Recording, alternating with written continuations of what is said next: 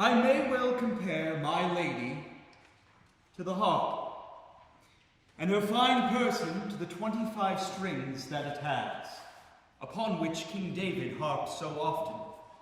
And truly, he who loves the very sweet sound, and cleverly plays upon it, and in playing its great many strings brings the best out of it, is worth more than a sack of fine gold.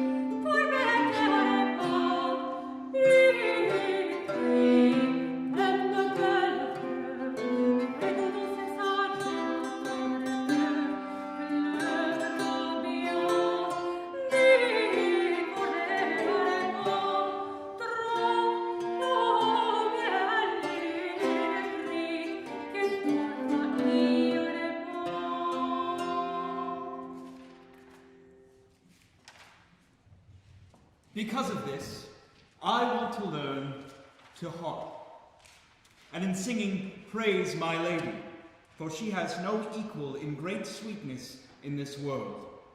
In order to compare her aptly thus, one sweet lay that I have made I will harp, like those that already of love I have composed, which have not been without barb or bit. To this I will try and apply all my effort, and if I am loved, then I will have a good thing, a good part of those good things that love gives to lovers. I can easily prove that one cannot find an instrument of such pleasant and elegant touch when the hand of the lovely and good one touches it, and see how I wish to show it.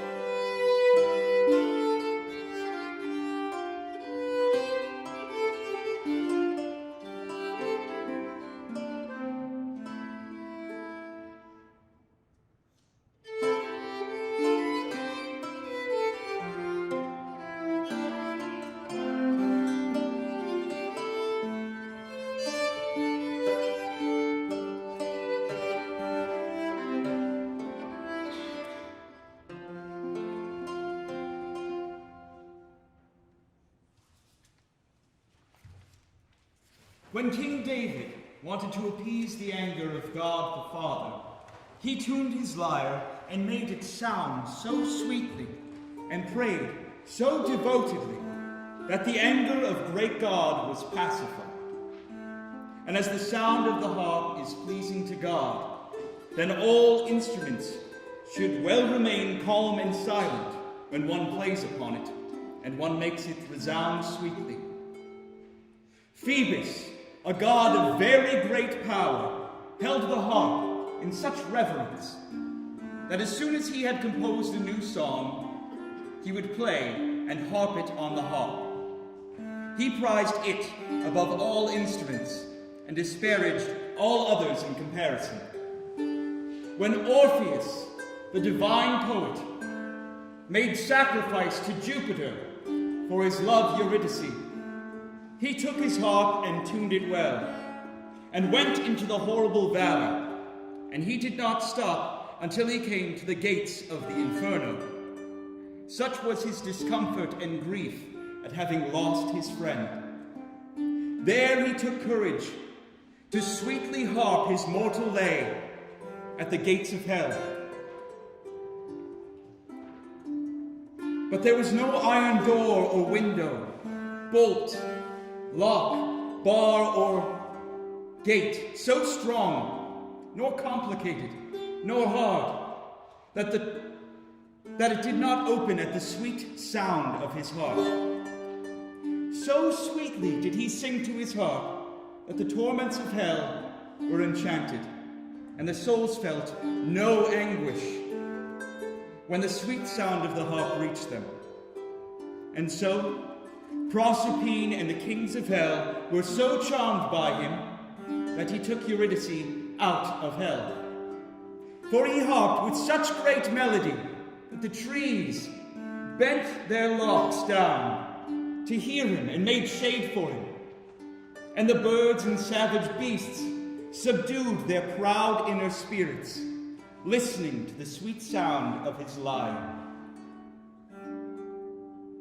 Now, you ask me who made this instrument, or where he got such sweetness and grace.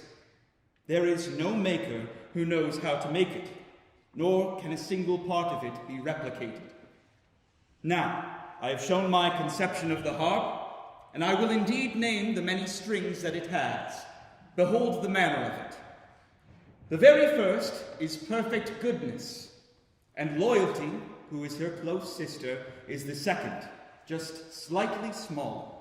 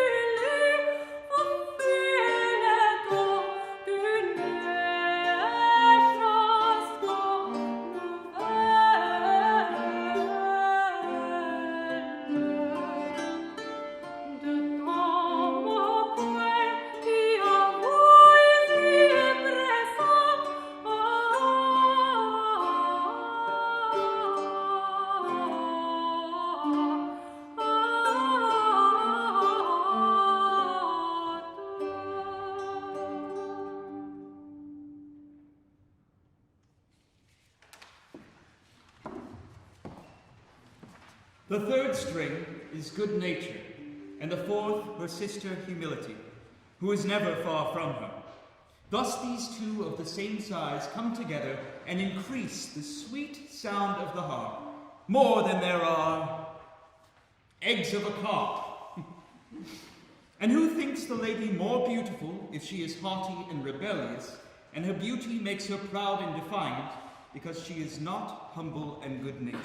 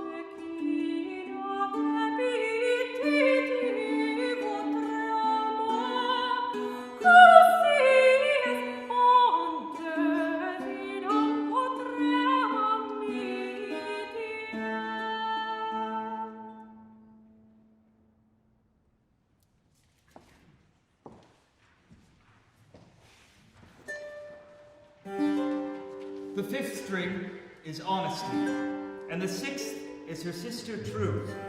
These two live together and hold together, and by my faith are well married, it seems to me.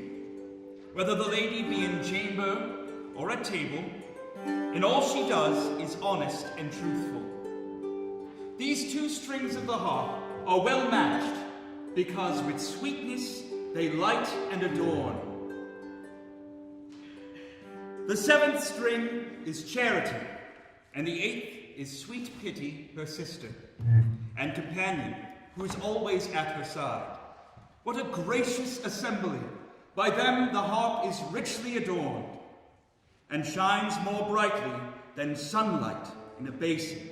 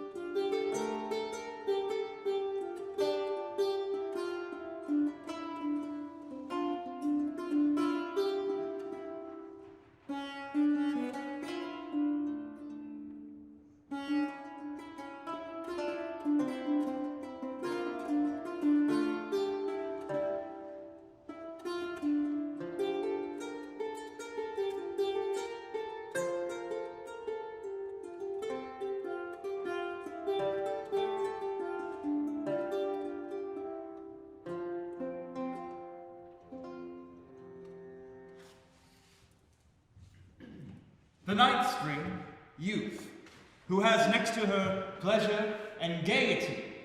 These two sisters want nothing but to play bocce ball and sing and dance.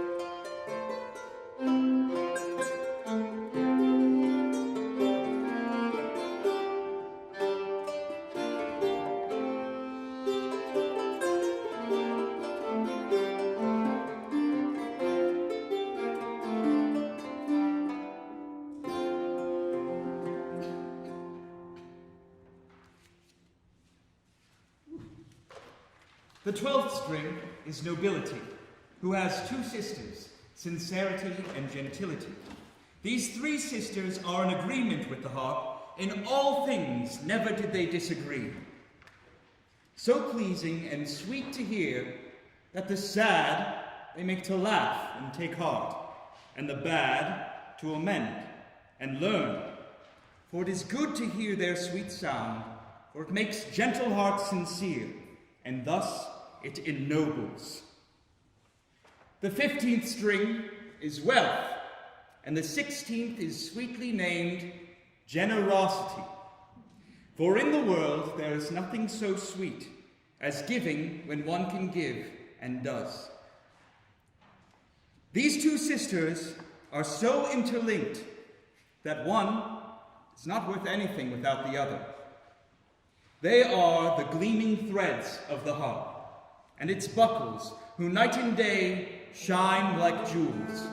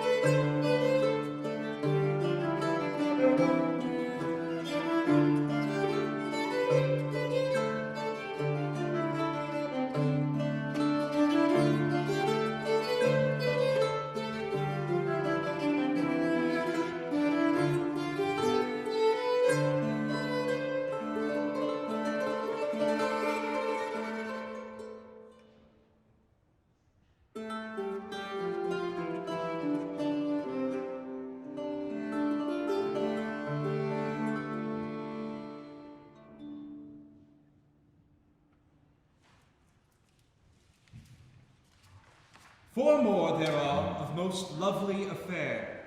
They are simplicity, dread of doing wrong, shame, and love, who wants only peace and concord.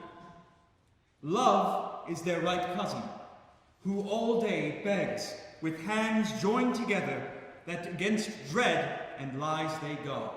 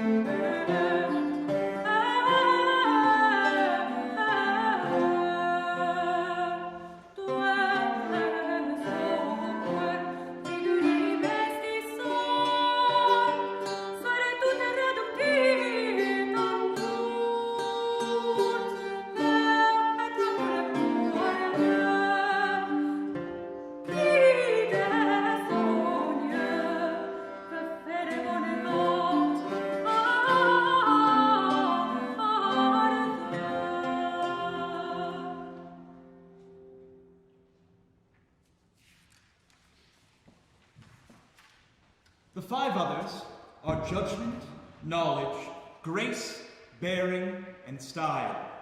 Without a doubt, to harp well, you must have good judgment and know all the strings. That's how I see it. And on the other hand, there is certainly style. You must have a delightful and lovely bearing, and you must harp so gracefully that you make it resonate sweetly. And with one who has a cultivated voice, the sound is even more sweet and lovely. Now, I have named the 25 strings that the harp has, and if you agree, then you must know there are four more that are of great necessity. They are honor, sense, reason, and measure. First of all, sense has charge of the duty that the strings be well tuned, so that one should not encounter the least discord.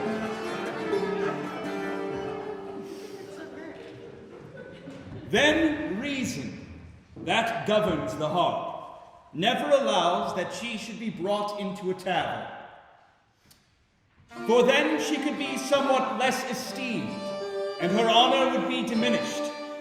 For knights, ladies, and damsels, whose hands are plump and beautiful, clerks, scholars, and all gentlefolk should hear her courteous and gentle sound. Honor governs them so that they must harp merrily.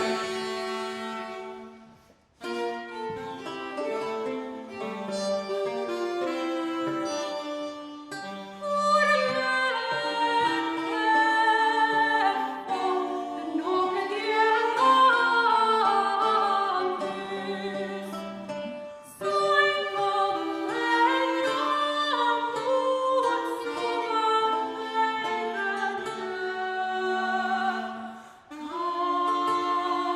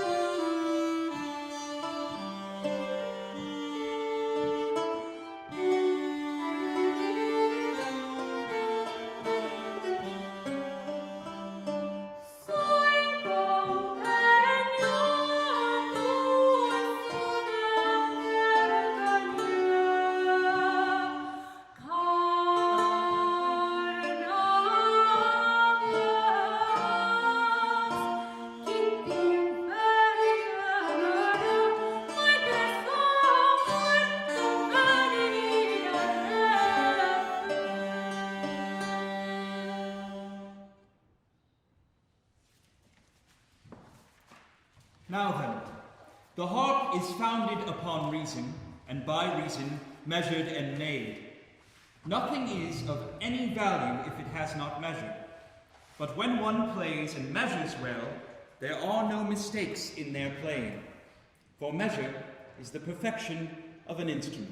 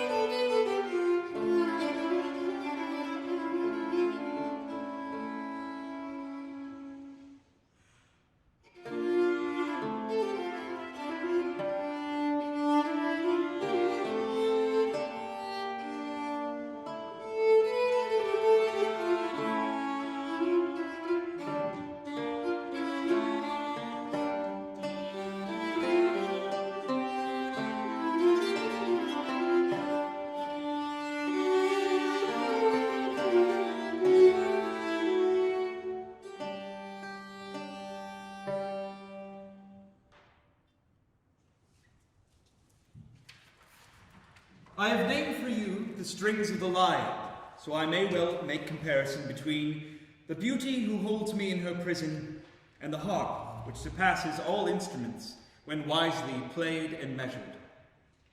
First of all, my lady is charitable, good, loyal, honest, and true, humble, compassionate, and very courteous, and more than anyone comes of good lineage, quite young and full of delight, which nourishes her and fits her for gaiety. Noble, genteel, adorned with sincerity. And she is also, wherefore I praise and prize her, rich and generous, accepting only in consent. She is also gifted with simplicity in the way her judgment governs and directs her, and knowledge is never lacking from these two things. Thus they go without parting company. Great dread she has always that she do no wrong. Indeed, there appears on her sweet face when she hears of ill words and deeds, a shame she can neither hide nor suppress in the color that changes in her countenance. Nowhere in the world is such a gracious lady, as everyone says, nor so loving to all, for she loves all good people truly, and shuns the wicked and flees their company. Noble bearing, and a very sweet manner shine in her like that glitters and enlightens and illuminates and makes all sincere hearts rejoice. No one is so bad that he cannot be transformed by it. She is so worthy to have all praise that whoever wants to act, think, and speak only good cannot fail if he fixes his thought on her. Honor she has always at her right hand, and in her left she grasps and holds wisdom. In speech and in deeds she so works by measure that one could not say that she ever errs. Reason is her lady and her mistress, who nourishes her and makes her a goddess of love and of beauty, for never could nature form such a lovely creature. By these numerous virtues which my lady possesses, she may be compared to the harp.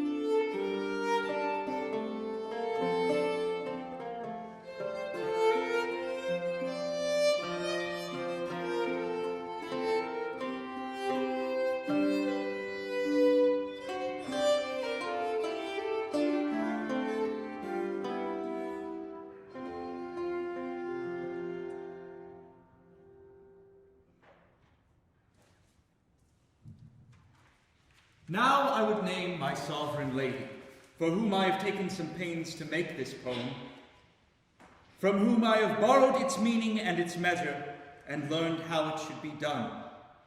For surely it could not have been done if I had never seen her gentle person. And myself too I will name, who has written it, and who has suffered much thought by loving her.